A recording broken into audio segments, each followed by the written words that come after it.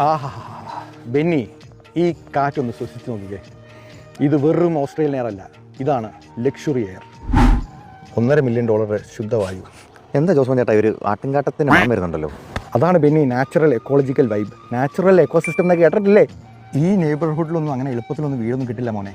ആ ലെഫ്റ്റ് സൈഡിൽ ആ വലിയ വീടുണ്ടോ, അവിടെയാണ് നമ്മുടെ സിഡ്നി മലയാളി അസോസിയേഷൻ്റെ ട്രഷറർ റോയ് ചേട്ടൻ താമസിക്കുന്നത്. ഇനി ആ റൈറ്റ് സൈഡിലെ ആ ഡ്രൈവേയിൽ മെർസിഡീസ് ബെൻസ് ഇറങ്ങുന്നുണ്ടോ, അതാണ് നമ്മുടെ സിഡ്നിയിലെ നമ്പർ 1 കേറ്ററർ തോമാച്ചേട്ടൻ്റെ വീട്. സാക്ഷാൽ തോമാച്ചേട്ടനോ? നമ്മുടെ സദ്യ ലവർ. അപ്പോൾ ഇവിടെ എപ്പോഴും നല്ല ബിരിയാണി വേണോ ആയിരിക്കും. പിന്നെ അല്ല, കാറ്റ് ഈ വഴി വീശിയാൽ വീട്ടിൽ കറി വെക്കണ്ട, ആവി അങ്ങ് വലിച്ചെടുത്താൽ വയറപ്പം നിറയും.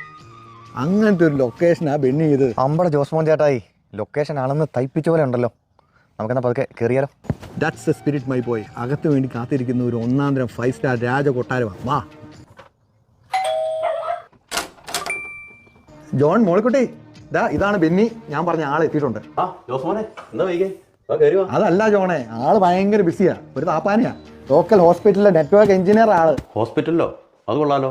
നീ നാട്ടിലെവിടെയാ? കോട്ടയത്ത് പാലായിക്കടുത്ത് ഭരണങ്ങാനത്ത്. അയ്യോ, ഭരണങ്ങാനത്തോ? അവിടെ കപ്പൽ മാറ്റൽ പിയുടെ കുടുംബമാണോ? ചേച്ചി എങ്ങനെ അറിഞ്ഞേ? എൻ്റെ അമ്മയുടെ ചേച്ചിയെ കെട്ടിച്ചേക്കുന്ന അവിടെയാ. എന്റെ ഈശോയെ, അപ്പൊ എന്റെ ചെറിയമ്മയുടെ നാത്തൂന്റെ മകളുടെ അളിയന്റെ കുടുംബല്ലേ അത്?